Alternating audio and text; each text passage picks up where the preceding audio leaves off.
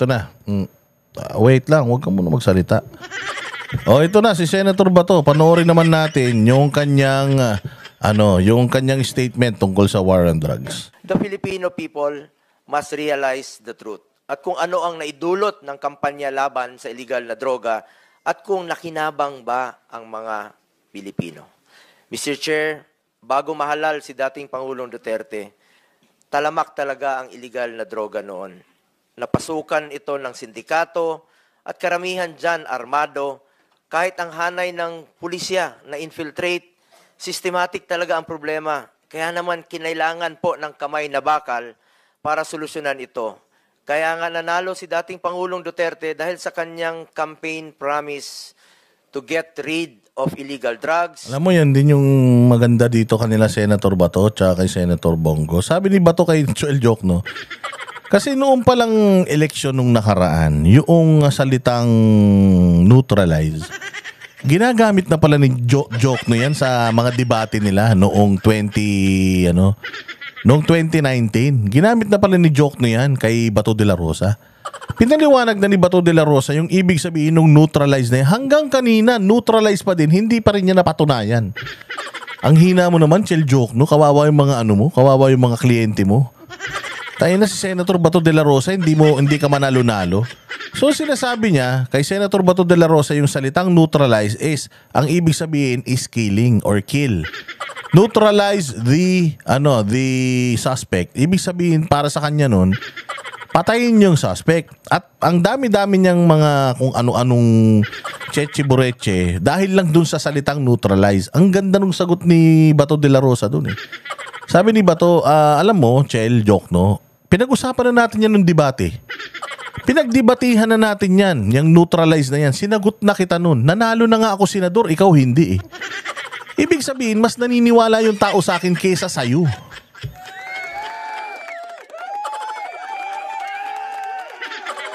Sapul na sapul nga siya nung kaya na nahimik siya eh. Chel Jokno, wala kang hindi mo nga kayang tumakbo senador ngayon kasi alam mo na walang maniniwala sa'yo. Baka pati asawa mo, bumoto pa kay Bato eh.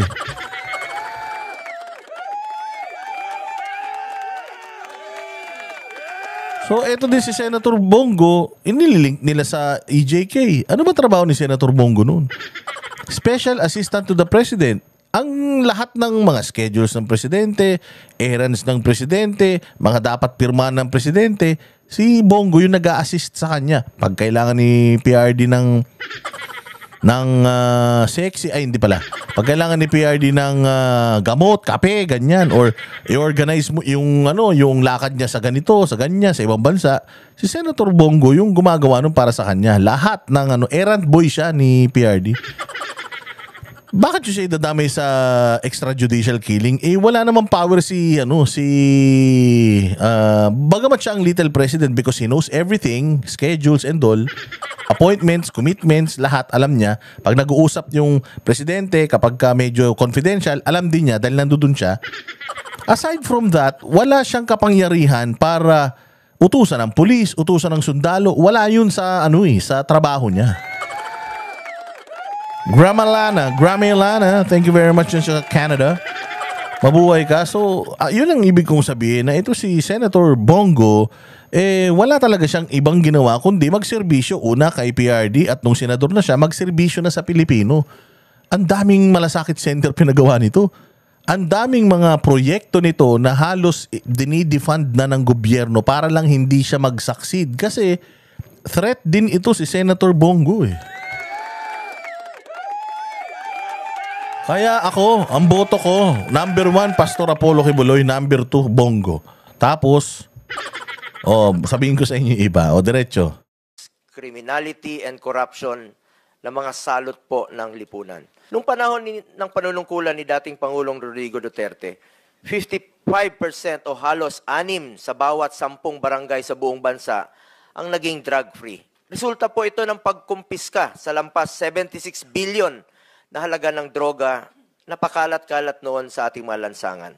Base rin po sa datos, 79% o halos 8 sa bawat 10 Pilipino ang sumusuporta sa kampanya laban sa illegal na droga. Sa unang 5 taon naman ni Pangulong Duterte sa pwesto, mahigit 70% ang ibinaba ng crime rate sa buong bansa. Bukang bibig po yan ng ating mga kababayan kung gaano sila kapanatag, lumabas sa lansangan, kahit sa 10 oras ng gabi dahil alam nilang ligtas sila at ang kanilang mga anak. Ako mismo, meron po ako nakakasalubong sa mga 7-Eleven, nagpapasalamat na ligtas na raw po ang kanilang mga anak. Kaya naman po nananatiling mataas ang approval at trust ratings ni Pangulong Duterte mula simula hanggang pagtatapos ng kanyang termino. At hindi lang yun, hanggang ngayon, if you ask the people, if may tiwala pa rin sila hanggang ngayon kay PRD, yes, sobrang taas at sobrang effective ni PRD. Tingnan mo kung anong naging effect niya kanina, kung paano siya nirespeto ng mga senador.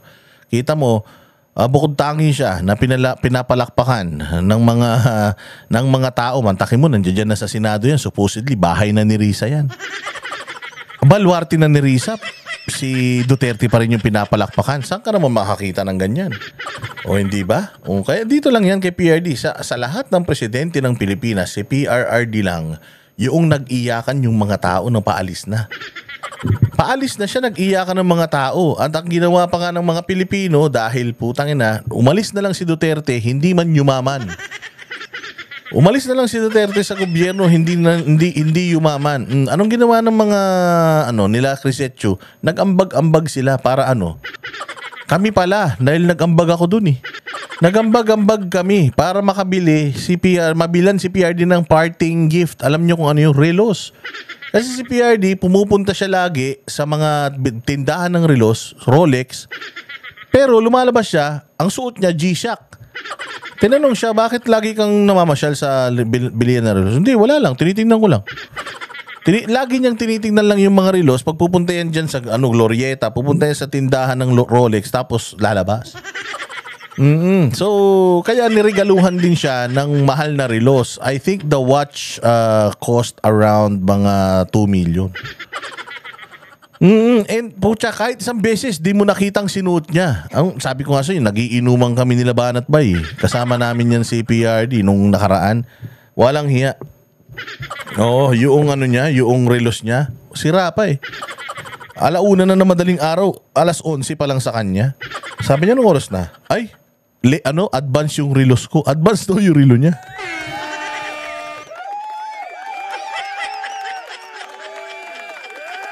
So, tama itong sinasabi ni Senator Bongo dahil sa history ng lahat ng mga world leaders sa buong mundo.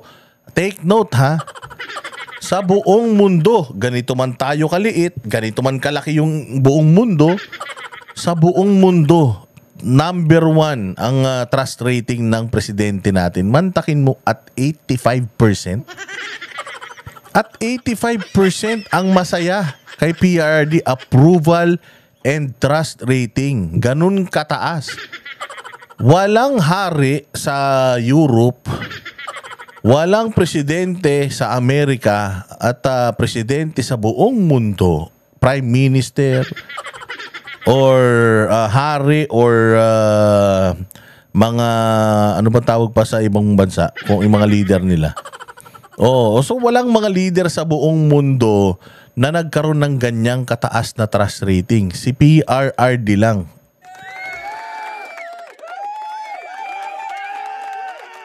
Kaya nga pinagtatawanan si Trillanes nun ni Shakur. Sabi ni Shakur, ilan percent ang niya? 85. 85%? Oo, bumaba na yan. 90 yan eh.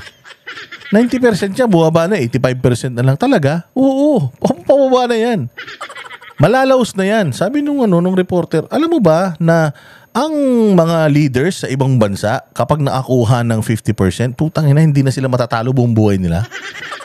Wala na silang kalaban buong buhay. Ibig sabihin, ang saya-saya na nila, party-party na sila. Alam nyo ba si Gloria Arroyo nung panahon niya, ang trust rating niya, -13.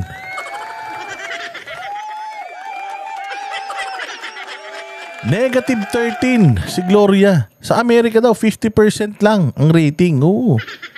Hindi mo makukuha. Mantakin mo dito sa Pilipinas, 85%. Tapos, sanggol ng lalaban. Tangina, paano mo patutunayan yan, Risa Ontiveros, na sa dami ng sumuko, 1.5 million ang sumuko.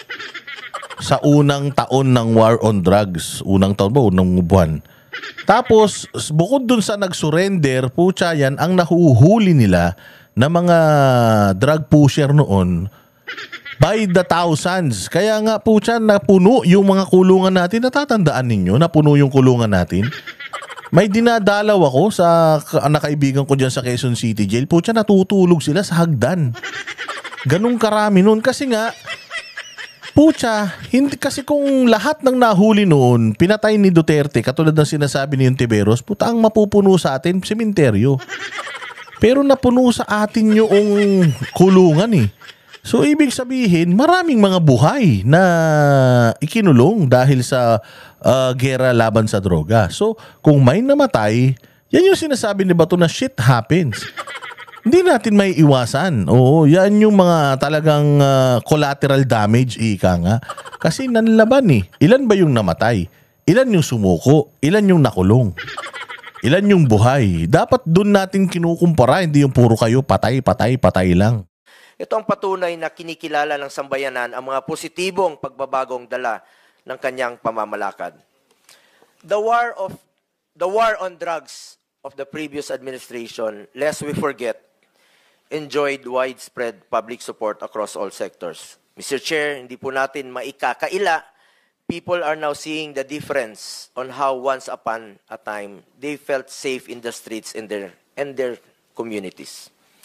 Mr. Chair, nakakalungkot dahil bumaliktad na po ang panahon, nagbago na po ang ihip ng hangin, ang pinagsikapan at pinaghirapan po ng nakarang administrasyon na linisin ang bansa laban sa kriminalidad at droga, ganon-ganon na lang po ngayon kung baliwalain.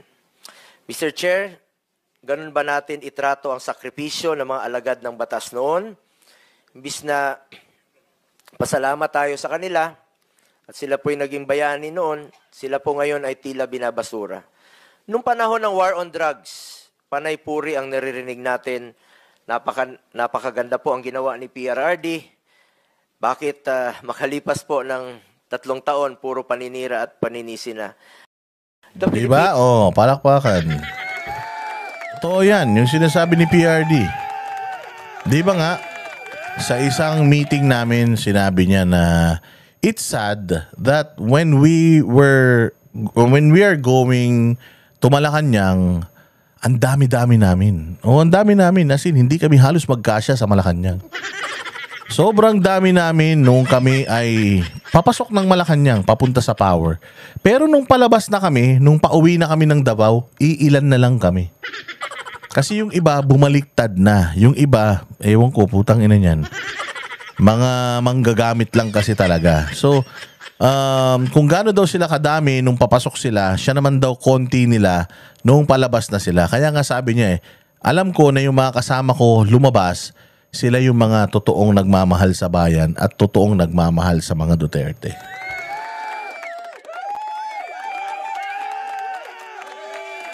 Ngayon, ang sinasabi ng mga gunggong na mga dilawan ngayon, normal pa daw ba yung pag-iisip ni PRRD na mura daw siya ng mura?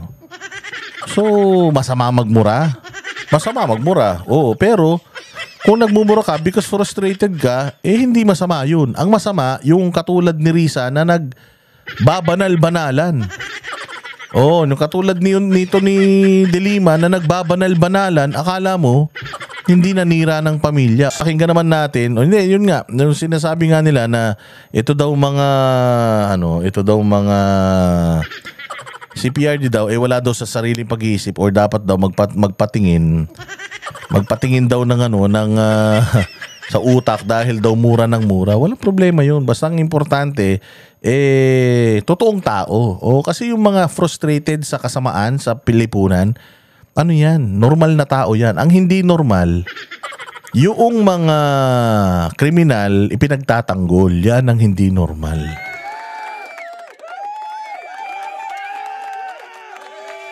Sige, pakinggan din natin yung sinabi ni Bato de la Rosa, ha? Para patas tayo bago tayo magpunta kay PRD. Morning, everyone.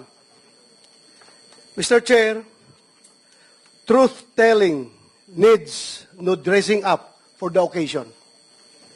Telling the truth demands nothing more than just that, telling it, testifying to it. Lying, on the other hand, requires fabrication, intricate, deliberate, elaborate planning.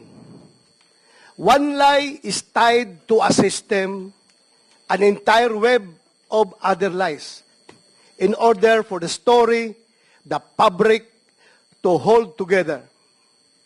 Nitong nakaraang mga araw, Mr. Chair, ako'y tinanong kung ano raw ang mga ginagawa kong preparasyon para sa pagdinig natin ngayong araw na ito.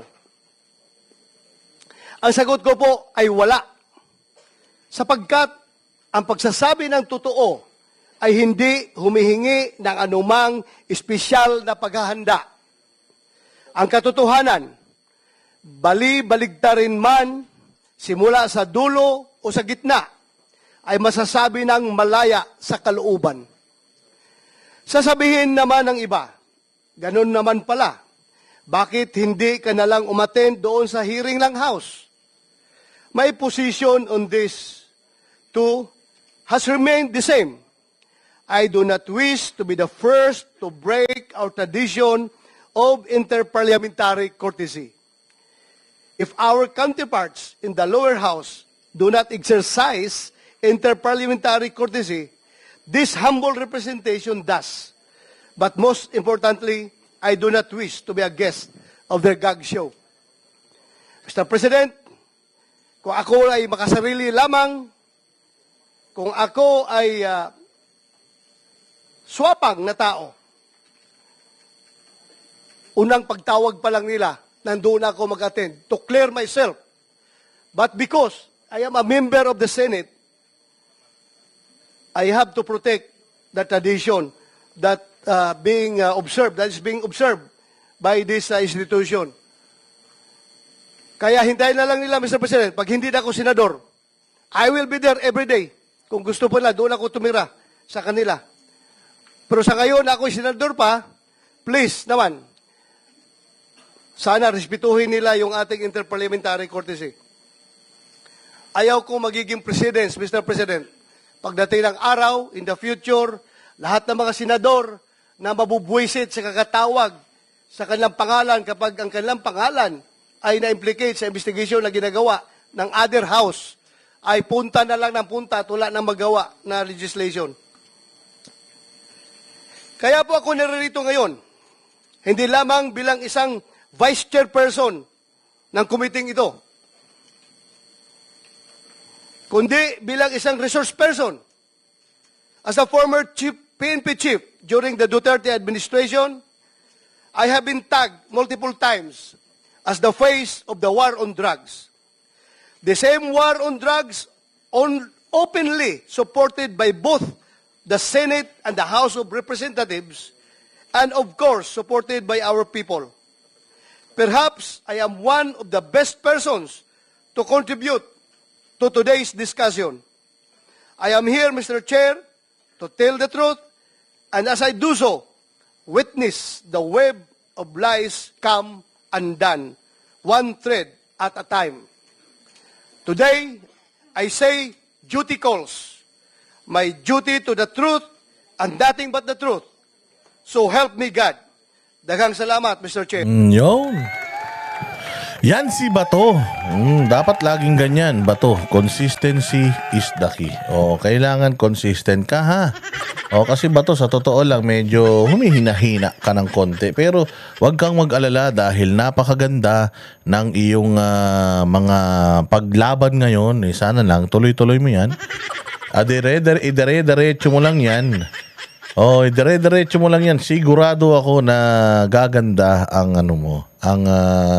mga gaganda ang lahat ng mga susunod na mga araw at buwan mo.